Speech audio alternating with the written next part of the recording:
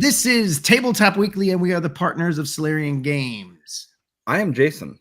I'm Peter, and tonight we are joined by Ron. You know what, Ron? I meant to ask you this before. Ron Meischker of Philadelphia Area Gaming Expo. We've invited Ron to come on tonight to talk about this week's stories and a little bit about something coming up in January. So, Page 3. Yeah, this week's stories. Vesta Mandate, a new sci-fi political thriller TTRPG. Whiz Kids issues refunds to all the buyers of their Potato Jesus minis. Interface Red Volume 4 expands martial arts for Cyberpunk and a lot more. The Terrifying Bristle Boar. And Fortress of Fangs playset. That was an auction, right, Jason? Yeah, last minute thing. We'll just... I'm mad that I didn't get it, so I'm going to do a story about it. I'm going to talk about it because I'm mad. All right, Ron, welcome. Let's get into it. Ron, we usually save the headliner's story for the last story, so that yours, we'll talk about page 3 at the end, but you're in it for this whole thing. You're one of us. Okay. Yeah. So feel free to comment. Or mock. All right.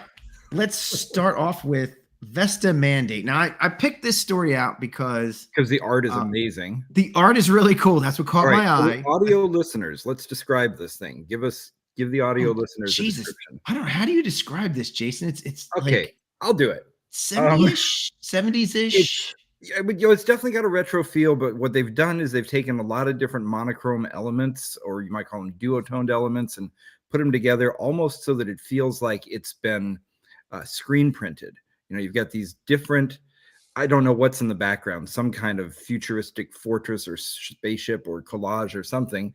And then we can see two, what look like opposing forces in blue and orange facing off against each other, kind of almost Soviet a little bit in the way that they're very angular, and some spaceships hanging up in the sky, very much in the same way that bricks don't.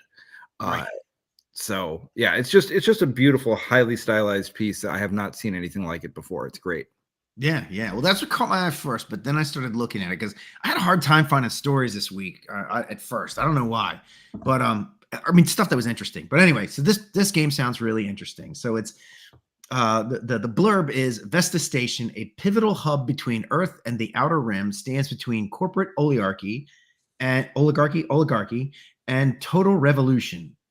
The corporate has smashed Earth into its own image, an authoritarian nightmare of endless subsidiary companies and ruined, flooded cities of the failed nation states. Vesta stands alone as a revolutionary project, an asteroid amid the inky black. And it kind of reminds me of Expanse in a way. I was just thinking that when you said the asteroids. Yeah. And it's so basically this station is right between. The backdrop of it is that it's sitting right between Earth and the belt, so the outer belt, so like right in the middle. And it's a century after revolutionaries overthrow corporate control. The Vesta Accords, which apparently are some agreement that came about due to that, are expiring, and the corporation is poised to reclaim power. So this is a game that's it's intrigue. It's what's the word I'm looking for? Well, I definitely see some topical issues in it, which is good. Good sci-fi is really more about a look at our own world than it is about the future. So that's kind of cool. Yeah. I see a face in the middle. Yeah. Yeah, maybe I see some kind of face in there, like some kind of robotic face or something. I think it has something to do with there was like an AI involved in this or something. Well, they need to somebody just needs to take my money for this. I'm ready to give it a try. Yeah, I know, right? No, I'm serious. I'm ready to go. Where do we sign up? Ron, do you play a lot of sci-fi games? I don't, but I want to. I'm desperate to play more sci-fi and post-apocalyptic stuff, but my home game group hasn't really been feeling it. So we try. Yeah. It's interesting how you would think there would be a lot more sci-fi out there than there is, but some of the best stuff is coming from indie publishers, and Probably because they're willing to take more chances. They're not just going to put orcs in space. Yeah, right. Exactly. So this is powered by the apocalypse. Yep, it's powered by the apocalypse, and with some extra elements for this game. And it has some things. It has so some of the key features are there are hidden agendas, so secret plans that you co-create with the GM, evolving into significant power plays. A whole bunch of secrets, so you can create them by the players, and you can use that to leverage or blackmail other groups.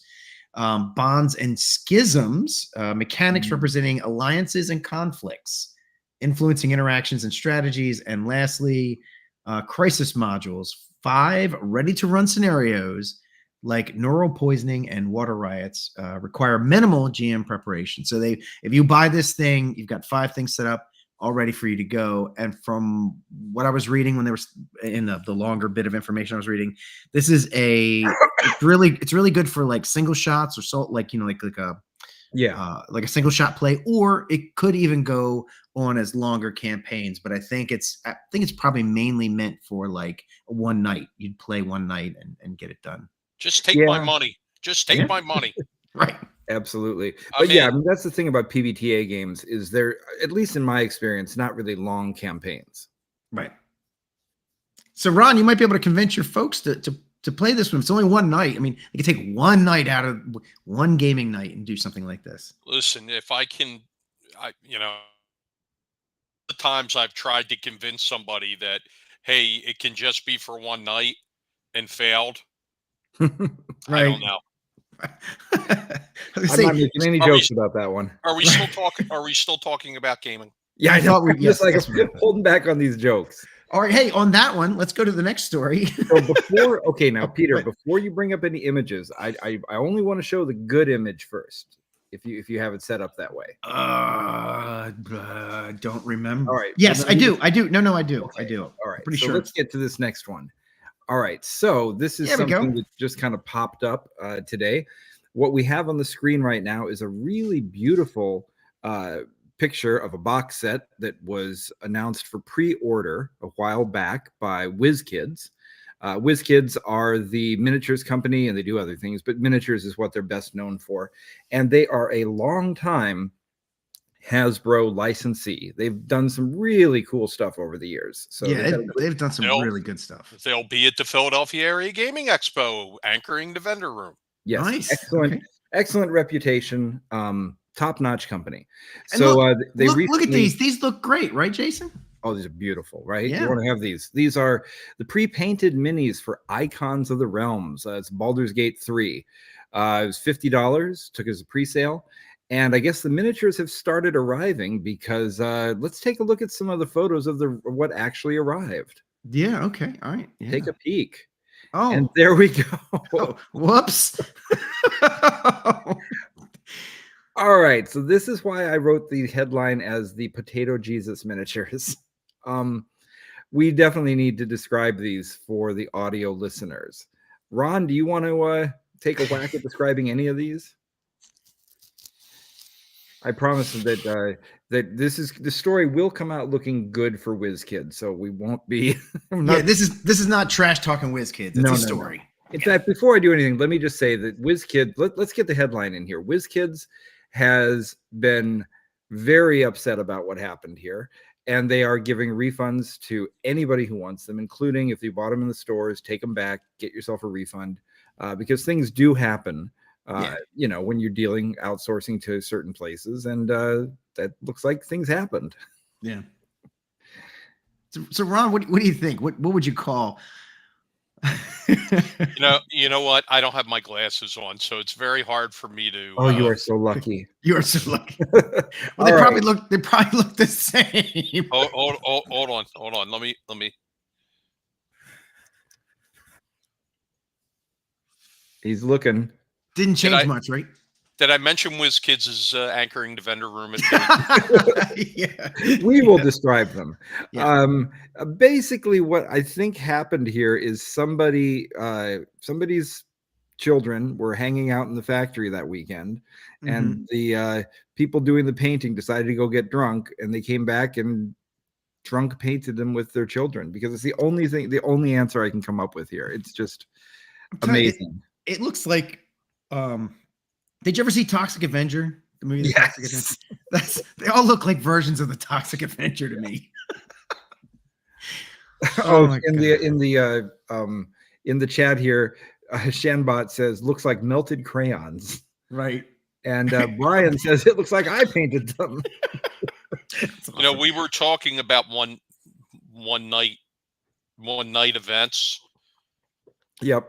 I think the second one from the left. Mm-hmm. I think I went to college with her. Oh, that's your one night event. Right. Yeah. Oh, could be. Good one. She didn't look like that at all when we were at the party. Yes. When we were at the party. But that's what I woke up to. Yeah. Ed, hey, Ed Lopez. Hey, Ed asks in the chat if all the ship minis were like that. We can't say for certain, but there was a pretty big thread on Reddit of people posting photos, and everybody seemed to have oh my gosh. Oh, I can't take it. I saw one post was that one of the guys' heads was missing. Oh, well, at least that, I don't know. At least that. I don't know. But yeah, these are definitely Toxic Avenger moments. But yeah, as we say, Whiz Kids is doing the right thing. Everybody's getting a refund if they want them. We're having a nice joke at their expense, but I get it. Stuff happens. It happens. I mean, it's close. Here, I'm just gonna read a little bit of their statement, because I think it's fair to say, as a company, this is from Whiz Kids. As a company, Whiz Kids seeks to create products that enhance and add to the enjoyment of gameplay. We want our customers to build long-lasting, fond memories around game nights with family and friends using our products. Unfortunately, we missed the mark on this goal with the D&D Icons of the Realm box set. If you purchase this set through our online stores, we will be offering a full refund to those who are unsatisfied with their set. We're aware of recent reports and complaints and are taking them seriously. Our team is currently investigating these issues and taking action to make this right for those whose purchasers were negatively affected, and to ensure this does not happen again, basically. I wonder if these will be given away at the Whiz Kids page. I hope not. We joke, but this is exactly the sort of thing that 20 years from now somebody's going to call a collectible. Yeah. You know what? You might not want to the ET Atari games that were in the landfill. Yeah, you may not want to return yours. You might want to keep them for the future. The image on the right is like a creepy red Michael Jackson. Oh, yeah. It is. Come on. All right. Enough picking on Whiz Kids. Let's go to the next story. I have a serious question now. Yes. Very serious. Is that a Christmas tree in the background at your house, Jason? Shut up. You are well past the January 15th deadline.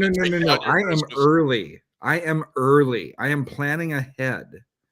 And if there happen to be Christmas cards on my mantle that are from 2024, that's just nostalgia. That's not anything else. That's all it is. Yeah. Jason loves Christmas, man. All right, let's go to the next story. Let's go to the next one. Let's go to the next one. This is you. Yeah. All right. So Interface Red Volume 4 is for Cyberpunk. It's Artal has released this new 88-page supplement that expands Cyberpunk Red universe with a bunch of new stuff. Primarily, the big thing here is their martial arts. So they've got 23 new martial arts systems or styles, things like boxing, capoeira, Krav Maga. I'd have to wonder if these are new. Then they didn't have boxing in there before. I don't know. Anyway, I'm gonna check to see if we beat them or not for martial arts. So you just keep going here. Sure. How many do they have? It says 23. I don't know how many they had before, but it says 23. And they have things now. There's things they're gonna have that we don't have because they made up some stuff. So they have gun fu, multi-arm melee because cyborgs can have more than 2 arms. All right, you're not going to believe this. I swear to God, we have exactly 23 martial arts. That's awesome. So, I guess ours are all real. Be like us. Yeah. But that's great. I mean, we don't have Gung Fu or No, we don't. Panzerfaust. No, And I really want to know how Panzerfaust works out as a martial art. That sounds great. Yeah, I don't know. So then, but not only that, they have stuff like they have Hornets Pharmacy, a bunch of new drugs and pharmaceuticals, Black Chrome Plus, which is more gear and fashion items, achievements and loot boxes. And this is a satirical take on the video game mechanics, introducing random play goals and rewards. Oh, okay, I see. So they're throwing in video game, like meta game type stuff into the role-playing game. Huh. So I never thought of Cyberpunk as satirical. Interesting.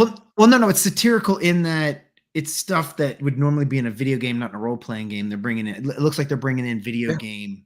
Like in the RPG, you wouldn't get loot boxes like you do in the video game. No, I know, but that's what I mean. I never thought of the tabletop RPG as being whimsical. That's kind of neat. Then there's something stickball, which is a street sport. The dreaded punk knot, a customizable heavy armored vehicle. Oh, nice. Okay. Oh, we've got minivans. Yeah, we got minivans. We're kicking Cyberpunk's butt. They don't even have minivans. They got this one. We got 3 minivans. 4. And then there's the corporate Conapps and studio apart. Conapps? What the hell is Conapps? I guess I don't know what that stands for. Okay. Anyway, new housing options for characters. Halloween scream sheets, 3 spooky adventure prompts. A little early for that, I think, but whatever. Featuring vampires, werewolves, and haunted vending machines. All right. So we're throwing horror into Cyberpunk. And then the last one's 12 Days of Gearmaz, a collection of 12 unique gear items to enhance your campaigns. So they're ready for every holiday this year. Yeah. So if you're a big fan of Cyberpunk, this is sounds like a good book. And the advantage of getting the tabletop version is they come out on time.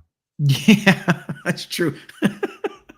Although this would be sort of like one of those packs that you get that you have to download. There's DLC.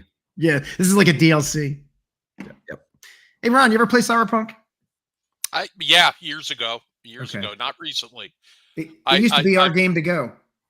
I was really trying to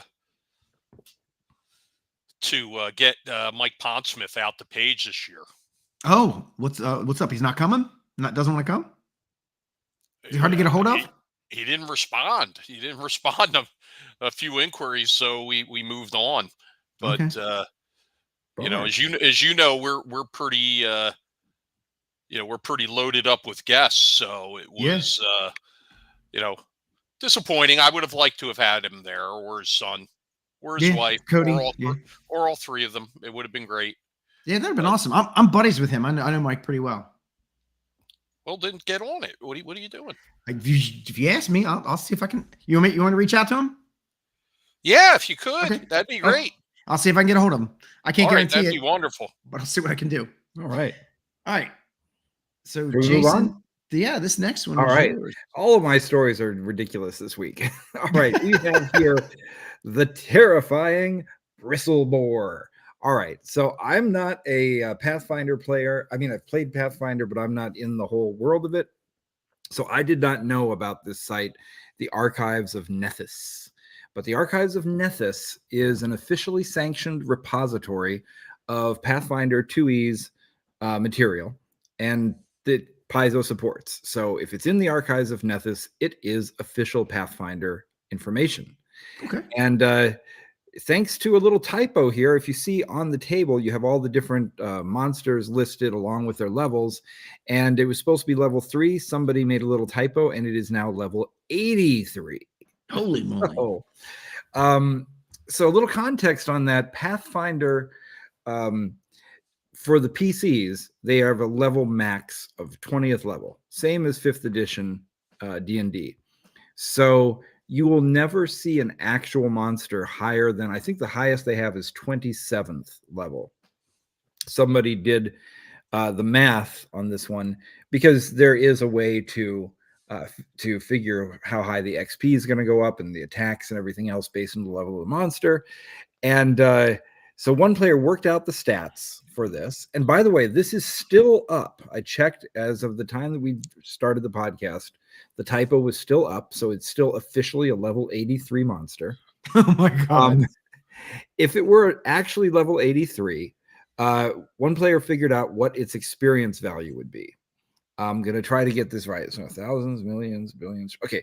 It would be 87 trillion, 960 billion, 930 million, 222,080 experience points. Assuming that there are about 50 million Pathfinder players, are there?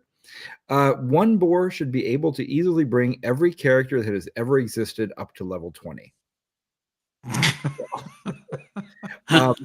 Another person figured out that in a toe-to-toe fight against a Tarrasque, of course, the Tarrasque is the most feared monster in all of Dungeons and Dragons official lore. I don't know if you heard that sound. One of my cats has figured out gravity. Sorry. Yes.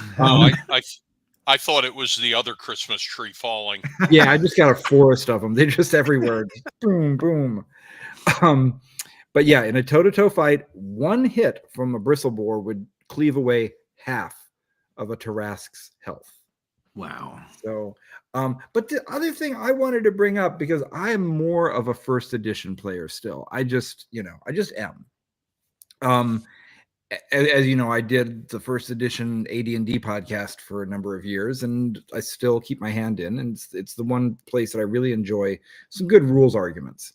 And I was actually kind of surprised. I did not realize that 5e and Pathfinder both have level caps of 20, because that is in AD&D there were certain racial and class-based level caps, but for a character who didn't have those added in, there was no level cap. In fact, there was one. That's why I brought up the Throne of Bloodstone as an image here, because if you look at the top, it says for character levels 18 to 100. Yeah.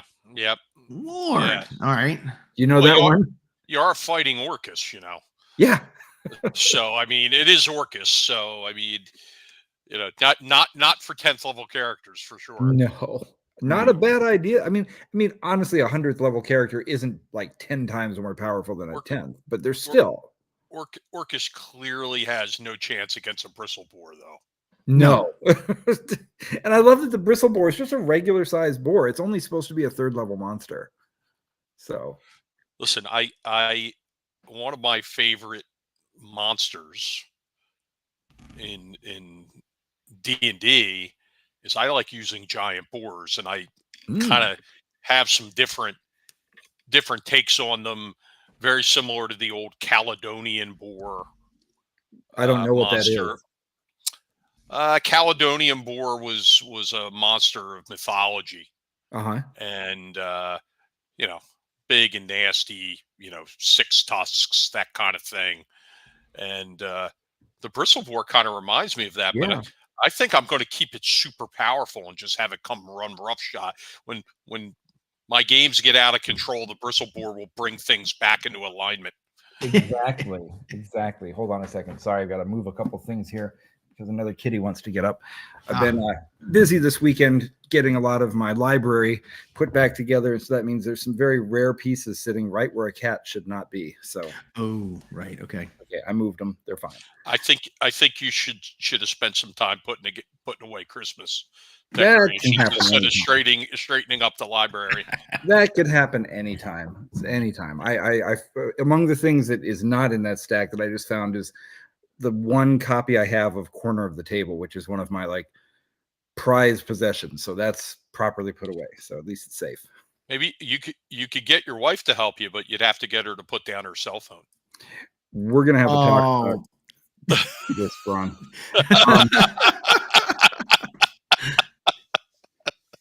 Oh my God. Ron. Gee Louise. All right, let's move on to the next one. All right, so the last story we've got here, this was just one. I'm not putting up the name of the website here, but it is in the screenshot, just because this is where I like to go to buy stuff, and I don't need anybody else buying stuff there too. But this time, people found it. So, Fortress of Fangs. This was a playset that came out in, I think, 1982. Done by a company that I've never heard of before or since, called LJN. They were a licensee of TSR. TSR went to them, and they made all the action. So you know these guys, Ron? This company? Oh yeah, oh yeah. They did all those action figures, we'll call them. Yes. For TSR. Yep. Yeah, I just had never heard of them outside of the fact that they did those. So it wasn't like it was Mattel or Marx or somebody like that. It was just LJN, whatever that is. But yeah, when it came out back in like 1982, it sold for, I believe, in the Christmas catalog, sold for $24.99.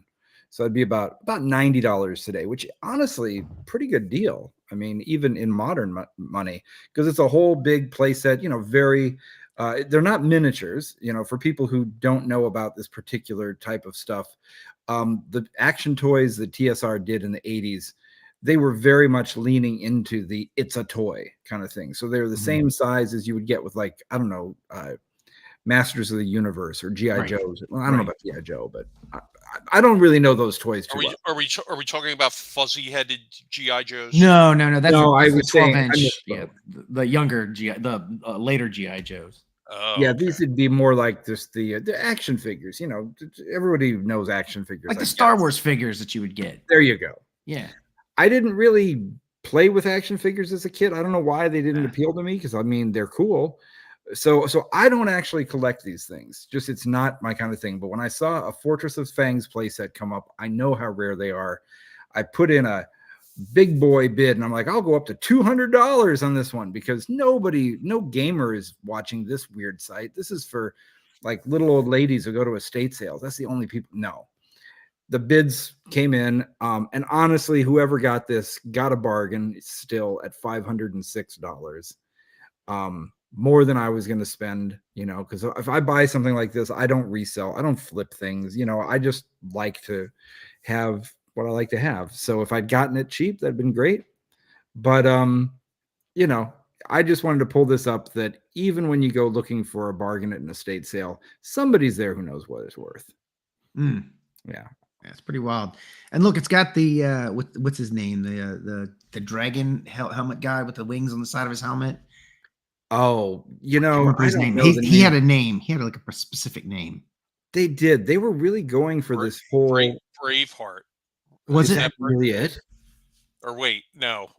He's got a name. I'm trying to think of his name. The Paladin. The Paladin over there, Warduke. Brian says it's Warduke. Yeah. Okay. But there is a Paladin. I remember specifically because the Paladin had a mustache. Right. Because it's the 80s. And that's what a tough guy does. Right. He has a mustache. Magnum PI. Yeah. Oh, if only he had the shorts, right? Right. But yeah, I mean, they really leaned into the whole. They were creating characters with names, and the one that I think kind of crossed over into quote unquote real AD&D world is they did have an action figure for Melf, which of course is Luke. So no, these characters were in some of the Immortal and Companion series. Oh, nice! I didn't know that. You know, BCMI adventures. I think Quest for Hearthstone was one of them. So yeah, now Warduke and the Paladin. I'm just drawing a blank. They made appearances. Strongheart. Yeah, Chet Minton says it's Strongheart. So was that were any of them in the Rogues Gallery, you think? No, that was earlier. No. Okay. The Rogues Gallery was fairly random in terms of what they put in there. I think somebody sat down with actually wait, if I remember right, there were no names in the Rogues Gallery, just stats. There were a couple. There was a handful the original of named ones. The original first edition Rogues Gallery had people like Big B, Mordenkainen, you know, basically the TSR, Gary Gygax group of characters. You know, like there was a Ernie character, there was a Luke character. Yeah, Ernie was a Tensor. There was a Lizard Man, right? And a Phoebus, I think the Lizard Man's name was. Yep. I didn't. So yeah, the Rogues Gallery. I'm going by memory here because what I mostly remember is the tables. Yeah. So there may have been those characters at the front of it that I am forgetting. But the tables themselves, they did not have a list of names because there was a separate third-party product you could buy that was a list of names. Right. They and the second edition Rogues Gallery, they broke them down by, name and personality and appearance, and stats. That first edition Rogues Gallery is a very underrated supplement. Oh yeah. Not only does it have literally thousands of NPC, bare bones NPCs, it's got the name NPCs in the back of it, but it also has things like, it's got a couple of liches fully detailed. It's got bandit groups fully detailed. It's got pilgrim groups fully detailed, men-at-arms, town watch groups. I think it's got a Shidu in there. It has all a sheet. It was a Shidu, a monster. Yeah. So I'll tell you what she didn't. She didn't put away that Christmas tree. Oh my God, Ron. Oh, Jesus Christ. So, yeah, with the Rogues Gallery, I don't remember as much detail as you do. You got a better memory than I do, and I've got one sitting over here, but I'm just not looking. So yeah, the Fortress of Fangs playset, very cool thing. Great for collectors. I didn't get it. Oh well. I just wanted to call it out. If anybody wants to give me a free one, send it to P.O. Box. You're not going to do it. Somewhere Connecticut. Right. All right.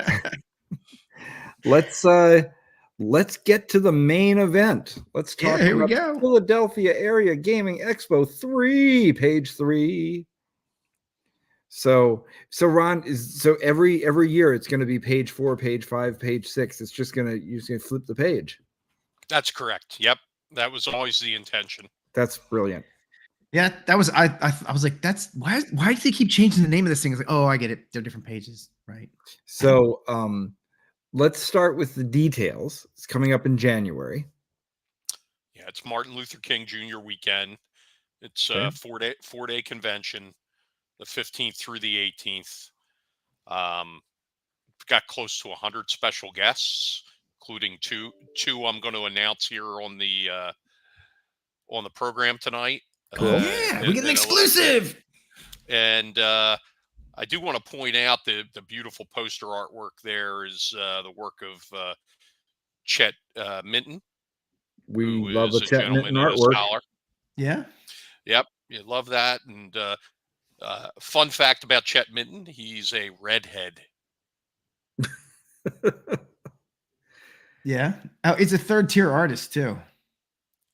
Third tier. Oh, no, this is an inside joke that it's an inside. I'm sorry. Sorry, it's an inside joke. Sorry. You were doing this inside joke at wherever we were. Oh crap, Rising Phoenix. Yeah. And I had no idea what you're doing. I'm like, why are you being so rude to Chet? Right. It's like, no, it's a joke. It's a joke. He's in on the joke. He gets it. Yes. Man, he told me the joke. Like, I heard it from Chet. I don't even know the whole story. I just know that at some point someone had mentioned his artwork as being a third tier artist, and he was just like, what? And everybody just started like, what are you talking? What does that even mean? So Ron, you've got a mascot, which also I love because I don't think most conventions have a mascot. You know what? I'm not even going to steal your thunder. You tell us all. I won't even say his name. You tell us all about your mascot. Well, mascot's the mascot there. You can see him. It's Phil E. Cheesesteak. He is a cheesesteak mimic who tends, even though he's a mimic, he tends to stay a cheesesteak for some reason. And we have many different versions of Phil. This is an example of Chet's go around with Phil, and we get tons of fan art related to Phil. And recently some people have been creating a little cast of characters around Phil. Yes, I saw he's getting a wife or a girlfriend or a sister or something. Well, it still remains to be seen. I asked people to suggest whether Phil should swipe right or swipe left on Philly Cheesecake, that's drawn by Manda the artist. Nice. And He's got an annoying cousin named Philly Schmear Jesus. that Stan, the cartoonist, threw up on the webpage the other day, and you know, uh, Phil's getting a little bit bigger every year. In fact, who knows? You might even see Phil walking around the convention this year. Uh-oh. All right. Great. So we came to page for the first time for page 2. We were not there for page 1. So I can't compare and contrast, but I have to say, for a convention that was only in its second year, it was incredibly packed, put together, well organized. Have you been doing these for years beforehand? How was it already that together? Well, I'm an organizer by trade. I'm a union organizer by trade. So, being organized and implementing plans and executing plans is something I've done for a living for many years. But I have run game conventions in the past. But prior to the first page in 2024, it had been over a quarter of a century since I had run a convention. Wow. And it really came up as you guys know. I have a Facebook community called the RPG Collectors and Barter Group. Yep. And during COVID, when people were trapped in the house, there was a lot of this going on in the gaming community, more so than normal. And it was a clash it was like a generational clash. Some people were gatekeepers, some people were these so-called woke newcomers, and they were clashing on every level about what the hobby should be. And occasionally it would spill on to our community, and I would like stamp it out right away. I'm like, you want to talk about that? Go to these other online communities. Like, this is here. Sure. We talk about the love of collecting and role playing games in general, and Yeah. we're not gonna be divisive. There's no reason to be divisive. And I started to think about it a little bit more, and a lot of the talk about tolerance came up, and things like that. And to me, uh, I like to focus on where we're all aligned as gamers, and that's around the game table. Yeah. And not everybody should be able to express themselves. Everybody, that shouldn't be a problem. And likewise, let's be tolerant of everybody around us, no matter what side of the political fence they're on, who they're sleeping with, what God they're worshiping. I don't care. Let's just have fun at the table, right? And I was determined, if I was going to do something, it was going to be something that was going to be welcoming and encompassed to everybody, and was going to kind of cut through the bullshit. Oop, sorry about that. That's all right. No, you're fine. But I just, some of the folks in the community were saying, "Hey, we should run a convention. You should run a convention." And that was one of the conditions I put on it. I'm like, it has to be open to all types of gamers, all types of games, new, old, whatever. Needs to be RPG focused.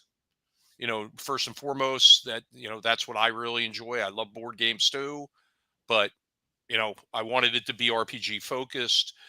And I needed some help. I put it out there. I'm going to need people to help me. And finally, at my advanced age, if I was going to do something, it had to have a do-good element to it. And we've done that with our gamer assistance program, charitable initiative, and started putting it together at the end of 2022, and got out ahead of it. And listen, I've been one of these guys that's been around forever in the gaming community, whether it be online, at conventions. And I just started reaching out to my contacts saying, "Hey, I'm running a game convention. I'd like you to come." And Sure as shit. People came from around the country to the first one, and last year we had people from 43 different states there, and this year we're going to hit. I think we're going to get all 50 states. We're getting close already. So, so the travelers are coming. The convention seems to have been embraced by many people around the country, and our reputation seems good. Yeah, I'm happy with it.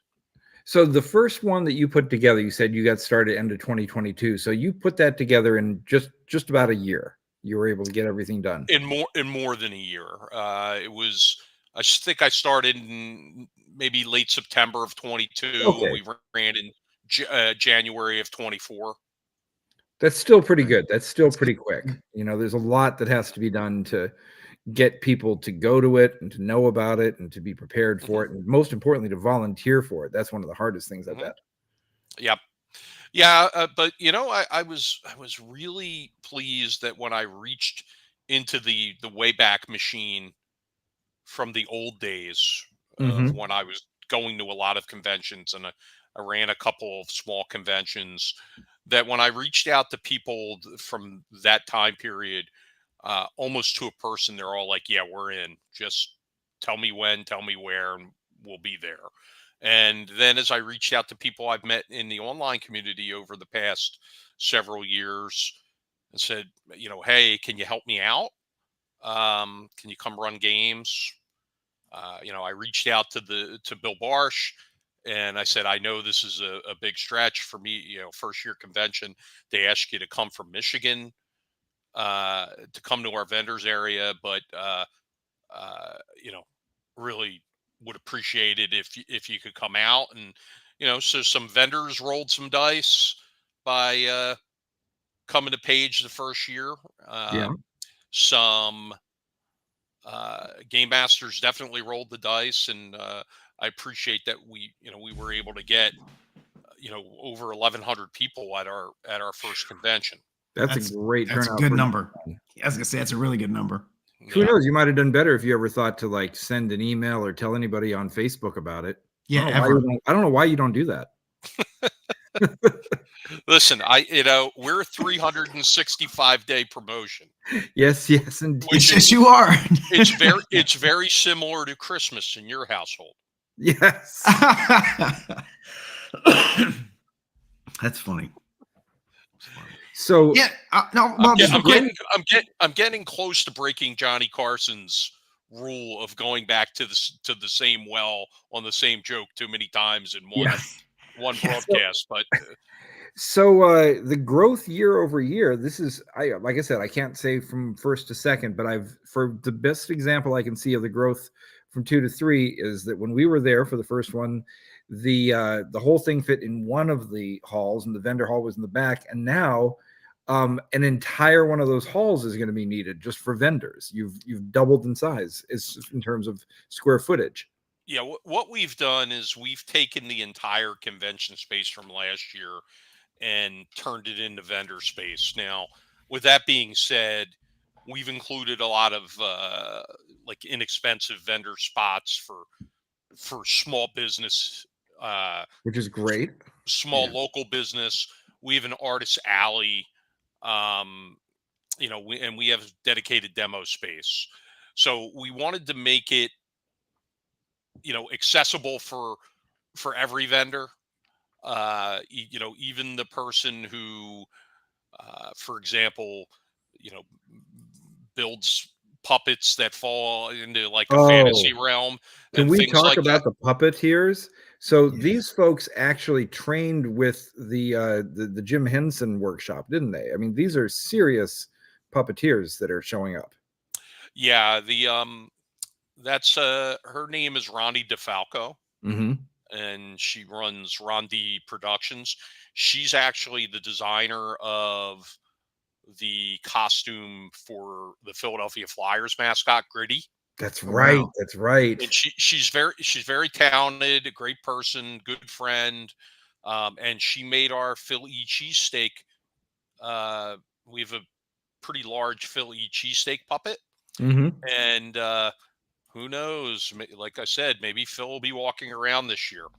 Oh, I'm telling you, all right. America needs to get better at mascots, because if you've ever been to Japan, where they'll have a mascot for breakfast, they'll have a mascot for the train station, there's a mascot for the local 7-Eleven. I mean, and they're all good. Hanai is out there with family right now, and she went to a park where the mascot was a pine cone fairy, and you could get pictures, you know, as the pine cone fairy, just anything. We need more mascots here in America. We need to get good at it. Gritty is a good mascot. We need more like that.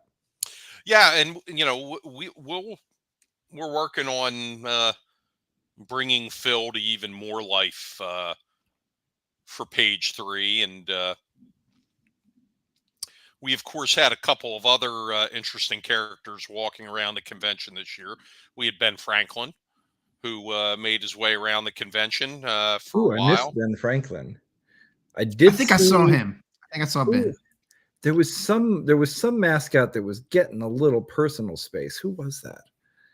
Was it the Beholder? Yes, I think it was the Beholder that was really working on that whole Dutch personal space approach. Well, you know, interestingly, the Beholder plays in my regular weekly AD&D second edition game, and he's not, you know, very experienced. He just started playing a couple years ago. That's great. And he came to me and he sent me this costume on Discord. He goes, you know, if you get this, I'll go out and buy pink sweatpants and pink sneakers and a pink jacket, and I'll walk around the convention. Nice. And I thought he was kidding. But no, he was like really into it. You know, he was everywhere. He had a voice modulator. You know, lot of fun. And you know, if you had seen him during setup, he was doing all the sound work for us too. So, you know, he went from doing all the sound work to being in a inflatable Beholder costume for the rest of the weekend. So that's great. Wow. And another one of the things that I think is great about Page is not every convention has a good auction. And one of the things I love is a good auction. And it's hard to pull off. I mean, there's a reason not every convention does it. You know, to get everybody to actually bring items and set the whole thing up, that's a lot of work, but you pulled it off. You know, I'm lucky. I'm really lucky. You know, our volunteers are great. You know, being able to twist Bill Barsh's arm into helping us as an auctioneer has been a big deal. Bill, I can't say enough good things about Bill and his son Ben. You know, Daniel Lawrence, the dice guru, really puts a lot of time in working on the auction for us. I met Daniel for the first time at Page and was very impressed. I had never met anybody who had that deep of a knowledge of dice, and it was great. He knows. He's a good guy. Yeah, he's a great guy. He knows his stuff. You know, he comes up from Mississippi for the convention. Wow. So, you know, but he was one of the first ones when I put the call out for volunteers. He's my co-administrator on the RPG Collectors Barter Group. He was the first one to say, I'm in. Just let me know what you need. You know, we also have Ryan Morgan, who's a avid collector. He helps with the auction, and you know, my two wives, as I call them, my home wife and my work wife, they both act as the cashiers, and you know, Amanda Brasovsky, who's another dice goblin, she's involved in the auction. And this year we're going to be welcoming a new helper at the auction, probably going to be up auctioneering, Senior Guppy himself, Stephen Gaddy will be helping with the auction this year, which is wonderful. Guppy's a great guy, very knowledgeable, and he'll be a welcome addition to our auction team. That's great. Yeah, there was some of the usual cast of characters there in the auction audience, which is always good to see. Of course, Alex was out. Alex Cameron was out for it. Ed Blazor was there, and some other folks. So that was always fun. Yeah, Jason, don't you have a story about that? Well, it was just dumb. It's just my own stupidity. There is a game that I've been trying to get a copy of since Ernie. So Ernie Gygax introduced me to the game Titan about 12 years ago. And we played a game that took from about, it went from about 8 a.m. to about 11 p.m. And yet it was just incredibly fun. And this game has been, it was originally done by Gorgon Star, which was Tramp's private company. And then Avalon Hill picked it up, and so they made a real good version of it. You can get the Avalon Hill version, but I really want the original Gorgon Star one. I just do. They go for way more than I can afford. I'm not a big roller. I'm not a high roller. So yeah, somebody had one there, and I just thought this thing is going to go way out of my league. I can't afford it. I'm not, whatever. That someone was me. That was a spare copy that I had. Yeah. And so and afterwards Alex was like, I wish you had told me you wanted it. I would have put in a proxy bid for it, because I think I had to go run a game or something. I don't know what it was. And then he's like, I would have proxy bid for you. I would have picked it up. And I was like, oh, that makes it even worse knowing that I could have just done something. So but the whole point of collecting is that you should not get everything you want every time you can. Because if you always got the thing you want, then it's not really fun anymore. There's no victory if you never have defeat. That's true. That's true. So you're saying that you can't enjoy without defeat, you can't enjoy victory. Yeah, I mean, imagine if you went, I don't know, what's a sport you play? Do you play golf? No. If you got out on the golf course and you just hit holes in one every time, how much fun would that ever be? There's got to be a challenge, right? It's very very Nicolas Cage in Gone in 60 Seconds. So well, let's put it in a gaming perspective, right? From an RPG perspective, if the DM always just let you win everything and you never had any problems and you always rolled successes, there was never any kind of like, I want to go get the treasure. Okay, you walk in and get the treasure. What fun would that be? Yeah. Right? Yeah, we I'll have to look, Jason.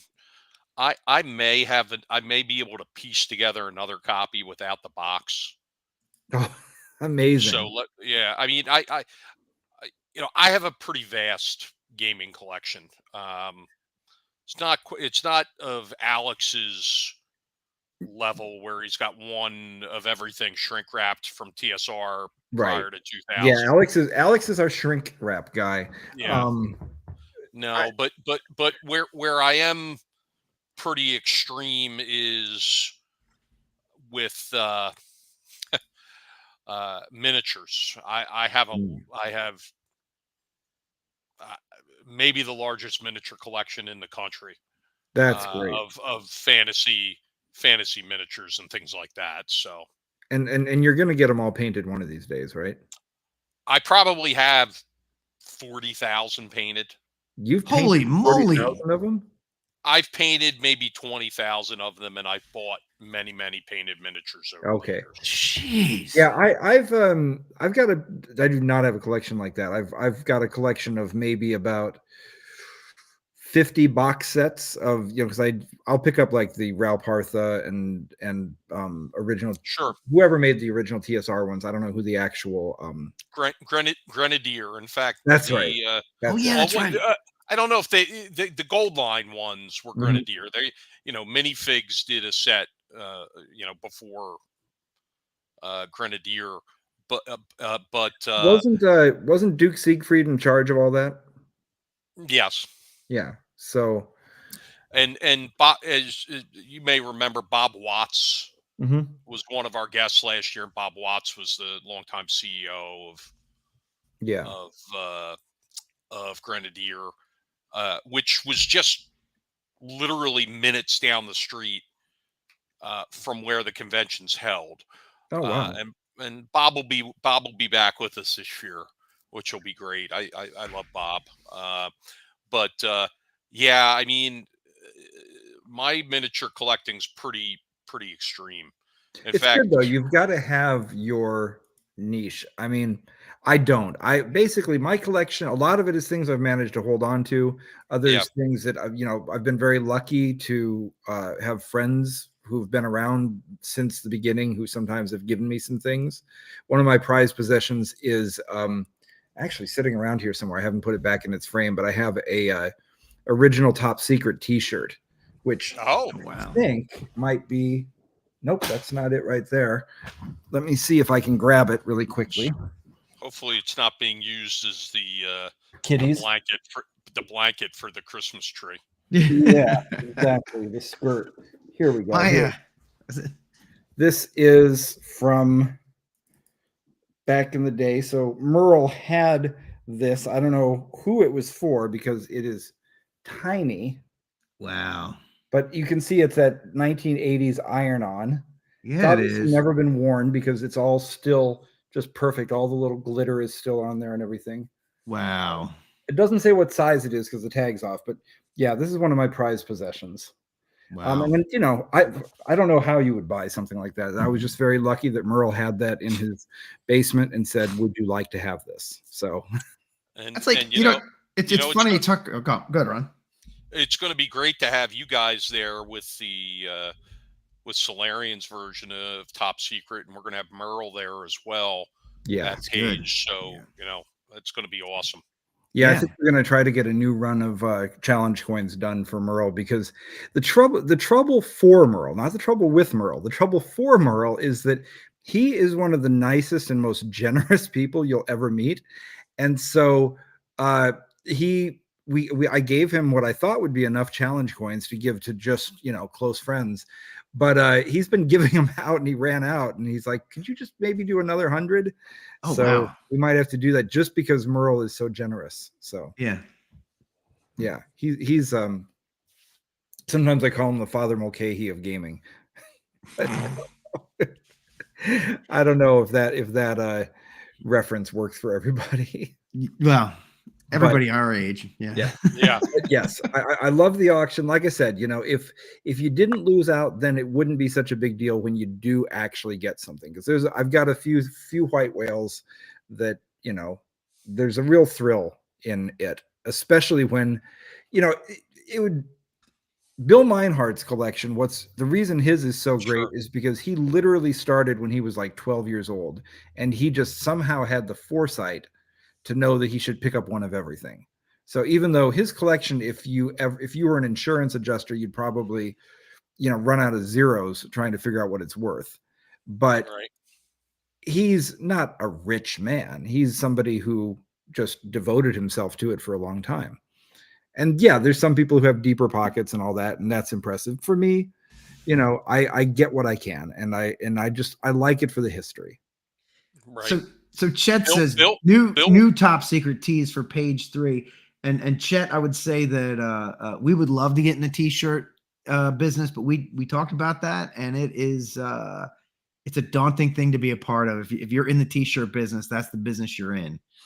Because it's just like all the different sizes and colors and styles, and it's like, oh my God, we have to have like a massive inventory to sell any. So I don't know. Maybe I'll make one. If you give me email me your shirt size, Chet, I'll make you one. One-offs, yeah. Ron, you were gonna say? Ron, I'll get you one too. I'm a 2X. Okay. I don't remember. I think I got lost. What were we talking about before Chet started trying to gouge for free stuff?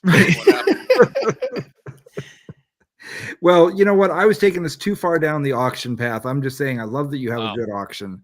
But hey, when people are coming to page, there's a lot of other stuff they're coming for. So let's talk about some of the things that people who are planning to come to page 3 can expect.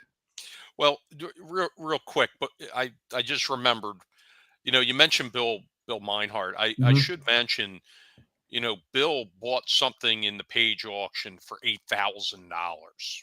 Yeah, but that's priorities, is what it is. That's a priority. And our our auction is our primary fundraising tool for the gamer assistance program. Yeah. So, Ian Clark donated an item that he stumbled into, and that item ended up going for $8,000 at the auction. And What was it? it was all 3 rounds of the 1984 Gen Con tournament module Needle. Oh, From wow. Frank Menser. Yeah, and luckily Frank was there if any signing signing needed to happen. He didn't sign it. He did look through it to make sure it was complete and actual. But what we had the 3 mailing envelopes to the RPGA volunteer DM with letters from Penny Petticord, sending out with instructions, all postmarked, all the letters signed, addressed to the person on the envelope. All the characters, all the cutout sheets, everything was there.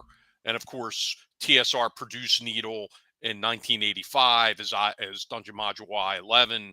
I mean, it was a big deal to have that. Yeah. And Ian Clark, who's from your neck of the woods, Jason, he was nice enough to donate 50% of the proceeds of the sale to our auction. And of course, that's amazing. We raise money through both a buyer's premium and a seller's percentage. Since he was giving more than a 10% seller percentage, we didn't charge him additional, but Bill also paid the 10% buyer's premium. So, I mean, that ended up being a $4,800 donation to the Gamer Assistance Program. That's great. You want to talk a little bit about what the Gamer Assistance Program does? We don't have to name names. Yeah, I stay away from the names when we do that for good reasons. Various reasons. We're just trying to do good. We're not trying to point out people who may have fallen on hard times or tragedy.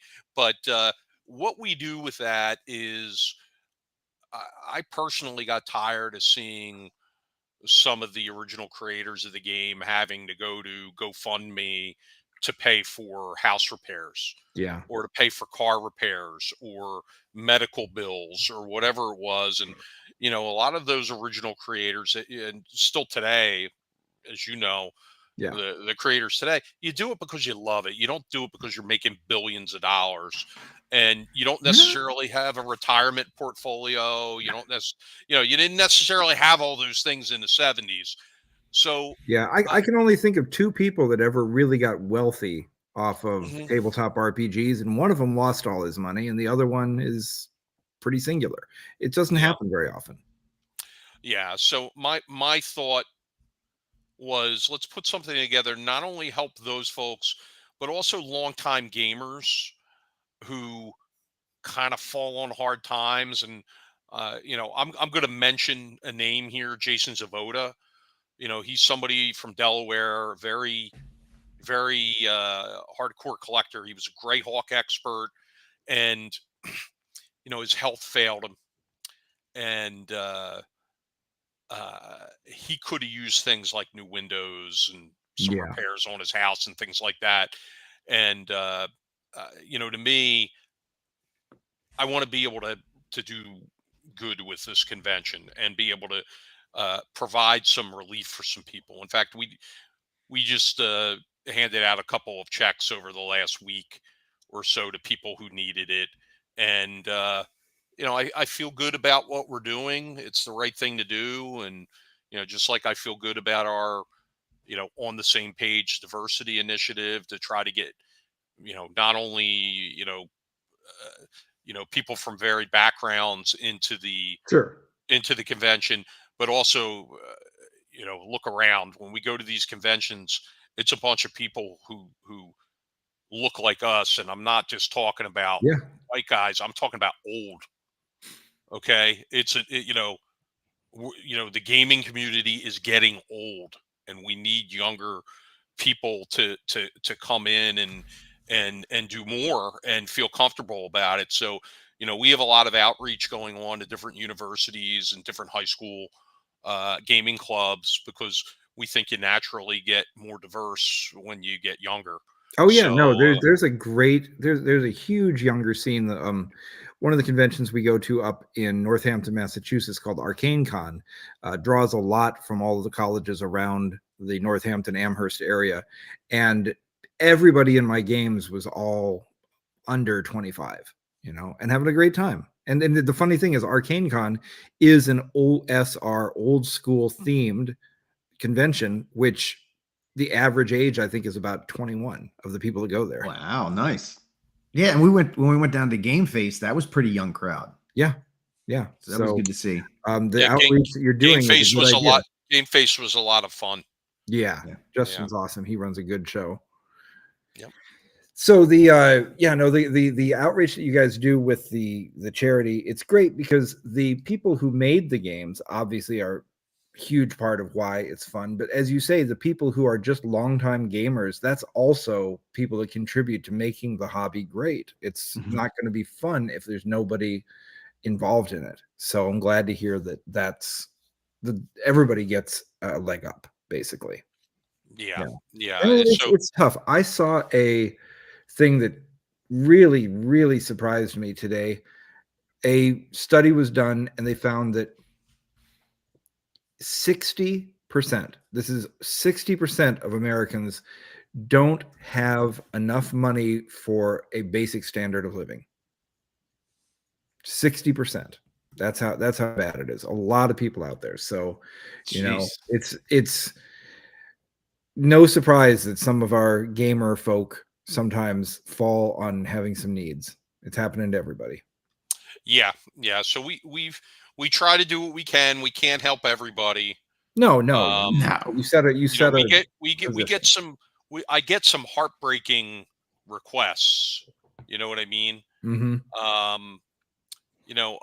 lot of them are, hey, I'm not in a good situation and I want to move. And, as much as you want to help those people, a lot of the situations are my parents don't understand me and I'm looking for money for a security deposit. Yeah. So I can move and we have to be good stewards of the money. That's, if you can't afford the security deposit, then you can't afford rent 3 months in. You know what I mean? Yeah. So we have to turn a lot of those away, unfortunately. But we've had some legitimate things. We've had medicals. We've had spouses pass away. We've had large vehicle repairs, large house repairs, things like that we've been able to help people with.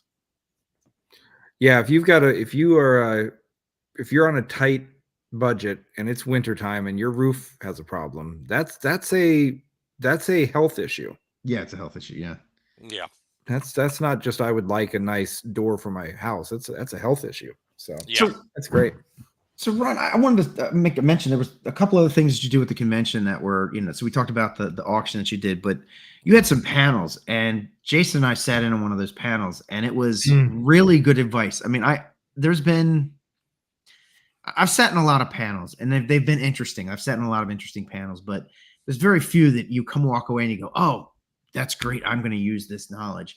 But the one that Jason and I sat in on was excellent. And we've actually within a month, we were putting that into practice. We sat in, really cool. There was a marketing panel. Ron, do you remember who all was on the marketing panel? I do not. Okay. Well, they were good. It was people who had years in the industry, had done a lot of things. They were not speaking in abstract platitudes. They were giving very specific, do these things. Yes. And so we took notes and we did those things, and it has made a difference for us. Yeah. Like a tangible, noticeable difference. Yeah. So that was really good.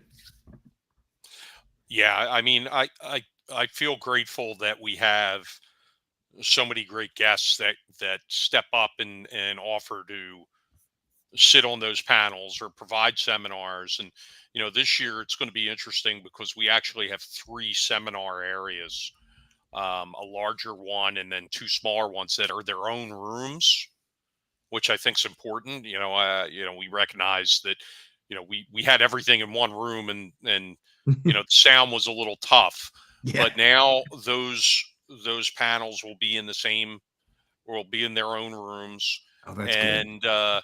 you know, there's a lot of how-tos that have been coming in. There's a lot of professional developments through RPG type subject matters coming in. Uh, Boatloads of things related to growing a brand, growing YouTube channels, you Yep. know, Kickstarters, things like that. A lot of how-tos, and you know, you look at some of the people that share their vast knowledge, whether it be, you know, Professor Dungeon Master, or you know, this year we'll have Kelsey on a few panels. She fell ill at the convention last year. Oh no, she did. That's too bad. Yeah, I got to play in one of her games. If she was feeling poorly, she certainly pushed through it like a trooper. Yeah, it hit her Friday night, and then it knocked her out for Saturday and Sunday. She just basically stayed in the room, and people were handing food through the door. But oh no, that's awful. Oh yeah.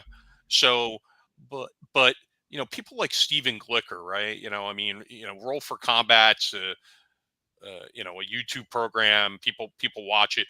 People don't realize like how many Kickstarters he's actually behind the scenes. Right. And you know, he's a guy who really has a lot of knowledge to share. You know, Baron Durop, another guy, a ton of knowledge to share. You know, Mike Shea, you know, Sly Flourish, aka the Master. Oh man, his you know, his input was outstanding. Justin Alexander, and then you take, you know, some of the OGs of the gaming industry, Frank Mentzer and Jeff D, Harold Johnson. I didn't see Jeff there like this. Oh yeah, he was down at the end of our row at the end of the. Oh, that's right. No, I did see him. I even said hi. Sorry. He's across from the Neon Lords guys. Right. Or he was across from the bathroom, as I'm constantly reminded. Yes. But it forced a lot of people down to that corner to go see him. It did. So. They had to pass him. Yep. No, I mean, it was oh heck, which Guar guy was there with Neon Lords? He was so good. Techno Destructo. Destructo. Yeah, that was great. I really hope they have the finished game ready for page 3. Oh, that looked like such a good game, dude. That was so awesome. It'll be ready. Good. Yeah. Good. It'll be ready. Brian has taken full-time employment, you know, and it was a little touch and go, but yeah, he's going to be there. And I was really happy to be able to help them play test that thing out at Gamehole Con. I spent a lot of time at their booth playing that and beating up on all of them. And telling them for people what who they don't needed know, to fix. Yeah. What they're working on is Roller Brawl, which is a it's sort of a more gladiatorial roller derby. Roller derby is pretty gladiatorial to begin with, but even more gladiatorial. And my first mention when I was playing with him is that it reminded me of the Great Space Race, which Craig is also there with Black Oak Workshop, of the Great Space Race creator.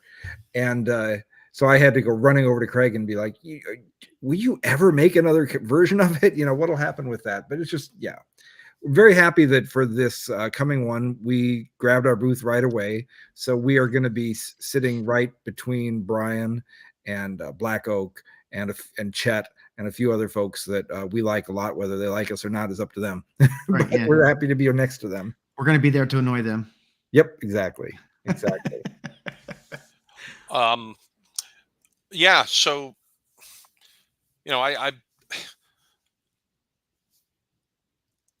I'm just extremely grateful to everybody that's taken a chance on this fledgling convention, and everybody who's coming out this year. You know, we've got Kevin CMBA coming this year. Oh, nice. Really? Palladium is actually setting up a booth. Excellent. You know, like all the TMNT I played as a kid. I mean, you know, it's just like a dream come true. You know, Arcane Library will be there in the vendor's room with Kelsey.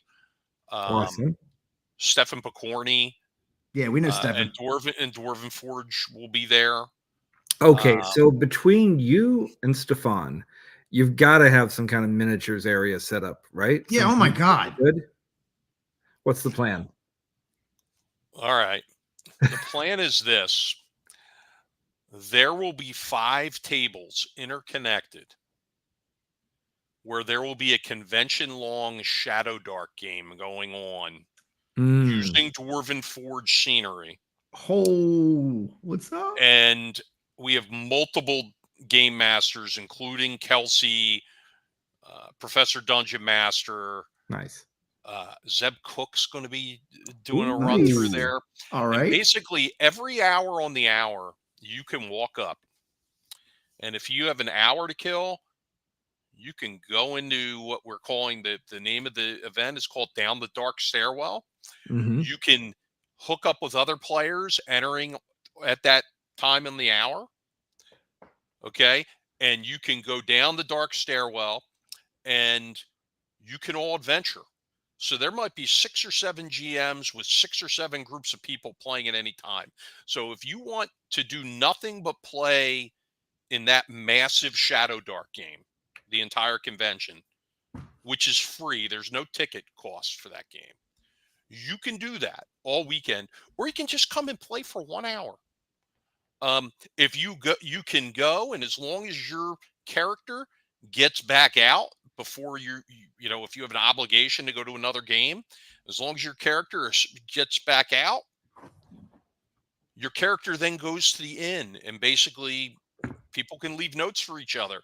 Hey, I'm going to be here at 7 p.m. to go back in, and people can form up groups and go down. And as they die, we'll have a giant graveyard for them on the wall.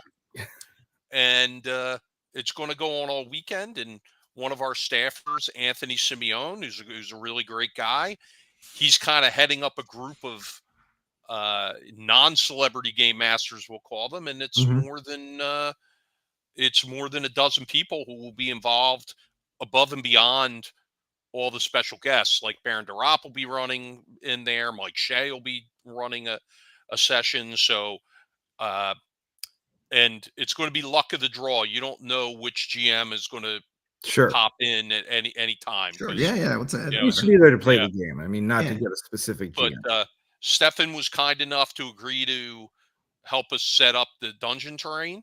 Yeah. With his product, and Kelsey was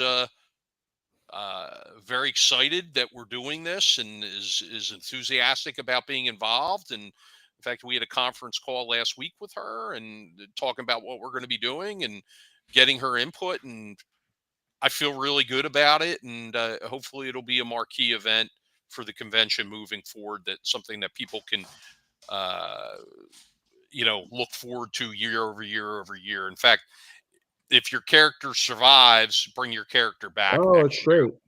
No, that's awesome. That's awesome. I mean, because Stefano's got to come from very far and bring a lot of stuff. So that's really generous of him to come and do that. But you know what? He's just such a gamer at heart that he'll travel anywhere for anything.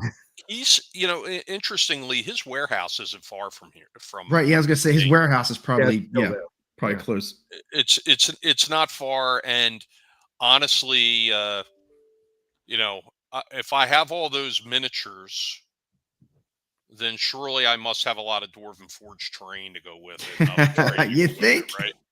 Like, so I mean, I feel pretty confident that even if he wasn't bringing stuff, I could bring everything needed to make this happen. Now, we're going to have Whiz Kids there as well, as I mentioned, and Whiz Kids makes a ton of beautiful terrain as well, and dungeon terrain, things like that. Yeah. And there's going to be a special tournament going on, being headed up by former West End Games and TSR designer Ed Stark. He's putting together adventures specific for that as part of our convention staff, and he's got celebrity GMs for, it's basically a 3-round tournament. He's got something going on with that, and specific with Whiz Kids. And the cool thing about that'll be, if you play in that tournament and you like the setup, we'll have sheets in conjunction with Whiz Kids that says this is everything that was used and how it was configured. so people can go out and replicate it when they go home, or they can awesome. they can go to their local game store, or they can go into the vendor's room and buy it from Whiz Kids right then and there, assuming it's in stock. So, you know, we might have to change it to destroy all mutants, Ooh, Whiz nice. Kids, and then we can use all those defective miniatures. That'd be great. So, how are you doing right now in terms of getting all of your events and panels set up? Is everything locked in? Do you still have some stuff that you're looking for? Do you want people to contact you with ideas? What's the story? Yeah, I mean, we're still donkeying around with the panel and seminar schedule, because everything kind of builds off that with the special guests games. Yep. Right. And then the special guests. So we still have tons of stuff coming in every day. I think we got like 10 things in today. Well, and I will pitch you one right now, and you can you don't have to answer here on the show. You can come back to me afterwards. But no pressure on my part. Go ahead. No. Don't say yes or no here on the show. But we have the game engine behind Top Secret is called Lucky 13. We give it away for free to anybody who wants to make a game. It's a very easy way to just, if you have an idea, you can just pick this up and you get legally, it's yours. We can't touch it. We don't even have an OGL. We just say it's yours. Okay. I've been monkeying around with the idea of putting a panel together. It's actually more of a workshop to just make your own game, bring your ideas, and we'll all get together as a group and everybody will make a game by the end of the session. And you'll walk out of there with your own fully fleshed out game. I think that's awesome.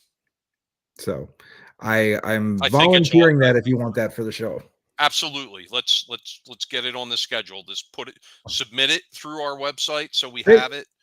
I mentioned Ed Stark, who's on our staff.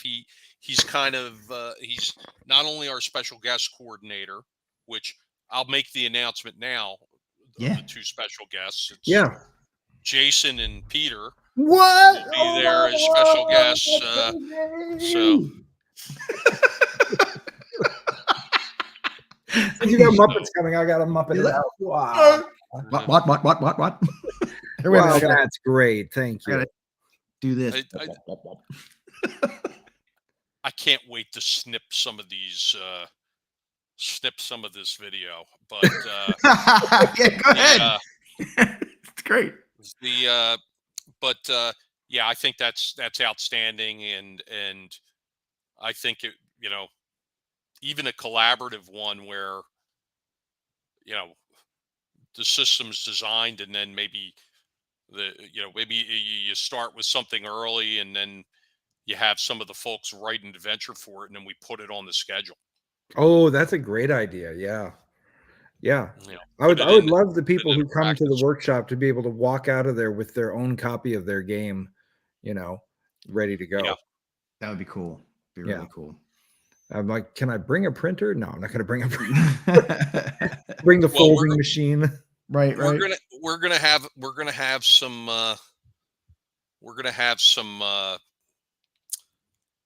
DM specific printers there for people who want to do some basic printing. That's smart. They'll be able to walk right up, plug their. Oh, dude. Ron, that is a fantastic idea, because we all know, every time we've gone to conventions to run a game, we're always running out to Kinko's or asking the hotel if we can print something out, because it's always last minute. Always. Let me tell you a story. So Thursday night, after the special guest dinner, we run a special time slot for the gold badge holders. And I forgot my documents at the convention center, and it was already locked down. Yeah. So we ran over and bought a printer. Yeah. Oh my God.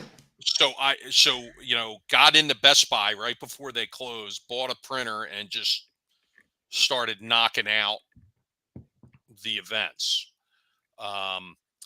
That won't be a problem this year, because the convention center will be open starting 10 a.m. on Thursday. We're doing a full day for everybody on Thursday, even if there are some gold badge holder events. There were just too many people at the hotel Thursday night, because we limit those gold badge numbers. Sure. I mean, there were 300 other people at the hotel with nothing to do except for they were drinking and having fun. But we wanted to be able to have programming for everybody, even if the gold badge holders still have a limited Yeah.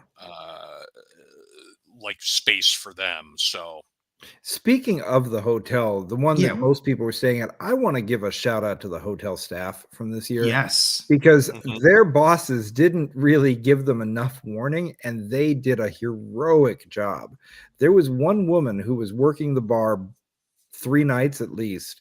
They must have had her on double shifts, and she just was unflappable to the point that we were like buying her drinks at the end. We're like, oh my gosh, you're the best. They learned that the Hilton Garden Inn learned a valuable lesson Yeah.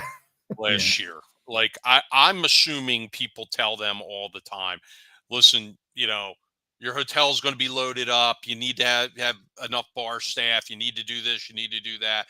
And they're probably like, yeah. Well, they learned last year that, we bring in a lot of room nights and people are thirsty. Yep. And people are hungry and they need to be ready for it. And, that was a little bit of a problem. Yeah, I'm not going to say I'm not going to say a verbal beatdown took place after the convention. Well, I mean, look, but that might be a verbal maybe beatdown did on the management there. maybe the management didn't realize what they were really getting into, but and Chet in the chat is saying the same thing. She was fabulous. Is whatever the management did, the actual people that were there working, every one of them came through with flying colors, and they were just outstanding people. And I hope that everybody left some extra tips. And I just want to say, anybody who's listening, who's going to page 3, bring a bunch of cash and tip everybody at the hotel, because when you're at a convention, everybody working there is working triple hard to deal with your nerdy butts. So Yes, they are. Yes, they are. Because so think about like this, right? If you have other events that happen where hotels get booked and stuff, I have to imagine that the demand on food and drinks isn't quite what it is for a gaming convention, because gamers go and they play and they're busy all day. And by the time they get back to the hotel, they're starving because they haven't eaten, maybe they haven't eaten all day because they've been gaming. Right. Well, maybe they've had a Philly cheesesteak. But I guess my point is that gamers, they're all of them are going to want to eat when they get done the day. So they all crash and everything's on the same schedule and everything. So, they crash the hotel all at the same time. So it's a heavy bash into the hotel. So they need to be prepared for when this happens. But that was my other shout out, was the for the first night, the Philly cheesesteak buffet. Yes. Thank you. That was great. Yes, that was awesome. And they were good too. They were good. Yeah. Yeah. That's our tradition, where we have the special guests and our staff volunteers share a meal on Thursday night, and that won't change. We'll continue to do that into the future. Good. And it's our way of not only welcoming the special guests, but saying thank you before all the real hard work starts for our volunteers and staff as well. Right, they get to mingle with the special guests, and at year one of my favorite moments of year one was the gaming club from Rowan University, where only one person in that club had any clue about earlier editions of D&D or anything like that. Right. She was pretty well heeled. Her father was one of the editors of the Dragon's Foot magazine and all that. But watching these kids, they were fascinated and hanging on every word that Frank Menser said at their table. Oh, that's great. They had no clue who he was, but they were hanging on every word. And I remember turning to Daniel Lawrence and saying, remember when I was saying I wanted to bring everybody together and kind of like get away from this generational fighting and everything else? mission accomplished. We've already Yep. done it, and I felt good about it. And we emulated that year 2 as well. We had, there was plenty of food for everybody at the at that special guest dinner. Yeah. We had a little, our convention owns a ukulele because we had to have one for Ronan to play. I forgot his name that was playing the ukulele. Ronan Wong, the actor. Ronan Wong, yes, he was great. He was a lot of fun. And so we've had we have a lot of fun with it, and we're just going to keep growing it and trying to expand the experience for everybody who comes. And as we get more people, it's I realize it's going to be tough to be to maintain the family style atmosphere that we have. But I think one of the things that's important to us to make everybody, all the attendees feel happy with what they get, and is that we have tons of guests. The guests are all accessible and friendly to the attendees, and it's kind of like a school. Yeah. You want to send your kids to school where there's a good teacher to student ratio. We have a good guest to attendee ratio still. As we move past 2,000 attendees this year, which we definitely will. Even if we do, it's still going to be likely in the 20 or 25 to 1 range, which is still great. Yeah, that's good. Yeah. This is great. I mean, the more I think about it, the more I realize that of all the things that are out there, conventions are the actual backbone of the industry. If every company stopped making games tomorrow, we've got a lot to play. We can still play our games. Yeah. Yep. Don't everybody stop making games, please. Don't do that. But I'm saying we could. But if conventions went away, what would we do? I mean, yeah, we have our little groups that we play with, but they're what keeps it vibrant and growing. It's where the best ideas come from. It's where the people come together. And I can't even imagine how many projects and games were, conceived at one convention or another. So, what you're doing is it's vital. We need it. Well, where Solarian is today wouldn't be where it is without conventions. I don't know where we are, but yeah. No, I'm just saying it wouldn't be Solarian. There are a lot of people who don't have a regular gaming group. Yeah. Okay. For whatever reason. Okay. Maybe people don't like the game in stores, or online gaming isn't their thing, or whatever it is. And when I think back to the 1990s, and RPGA's Living City was like a big draw at every convention. Yeah. Right. You bring your character goes with you from game to game, convention to convention. And it replaced home gaming for so many people, hundreds, thousands of people. Sure. Because that's what they looked forward to. And they would travel to conventions with Living City because it was such a big deal. Yeah. Oh my God, there's first run events. I got to be there. And I was one of those people. Yeah. And so, conventions fill that role for a lot of people. And from year to year,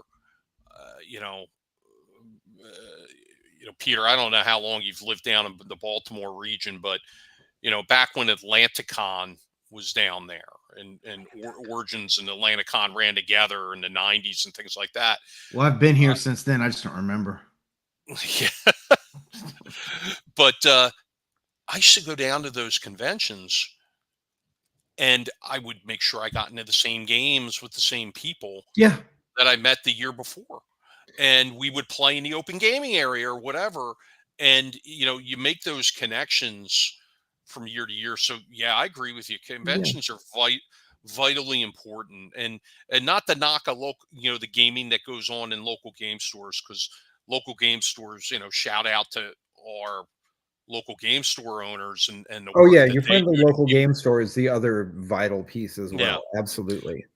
But sometimes the community in the local game store maybe isn't your cup of tea for whatever reason. And a select couple of people can kind of poison that tree pretty quick. Well, I mean, it's a matter of numbers too, because you go to the conventions and you get what I think most people would just call your con friends, right? Like certain people that you're friends with at the conventions. You don't live close to each other. You don't have a chance to see each other on a regular basis.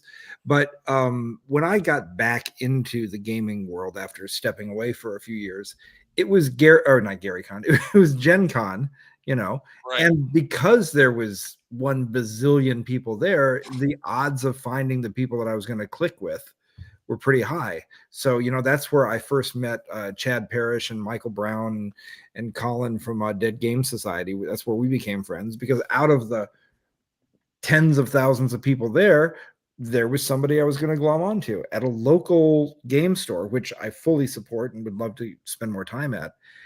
You don't have the same statistics. Correct. You need the same numbers. Correct. Yeah. You have the same options, basically. Yeah. Yeah.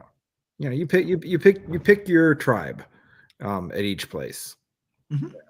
Yeah, certain people jive together and certain people don't. And I'm grateful for my con friends, who I consider real friends too. Which is Ron, why I was glad to see you over at Shire Con. I'm like, oh, now you're a con friend. Yeah. We run into. Yeah, I've already got my badge for this year for Shire Con. So. Yep. Hey, when does the hotel go on? When the hotel blocks go on sale for Philly for page 3? Oh, they were on sale. Yeah, if you haven't gotten your room, you better go get it. Yep, hook it up. All right. I got mine. And that's you got yours already? Damn it. Yeah. All right. That's not a there's sale. One thing that you can say about me, it's that I'm timely. I do things early and I finish things on time. I don't do things like leave a Christmas tree laying around, Or like get your hotel like a couple days before the convention, like I did at Phoenix. Yeah, right. Yeah, I did that for Rising Phoenix. Somehow I forgot to get my hotel room, and luckily somebody canceled. What you can do with what you can do, Peter, is if you go to our website at phillygamingexpo.com, and you go to attend and then hotel accommodations, you'll see the link to book your room there. All right, I'm gonna do that tonight. So everybody who's listening, do it, but wait until after the show so that Peter can get his room first. Right. Yeah, and a little shout out to the regional Chamber of Commerce there. They came to us and just for the sake of wanting us to be successful, they're actually paying us some money per room night that people stay in hotels there. That's a great idea. That's a great idea. We did, it wasn't something that we had to negotiate or anything. They're like, nope.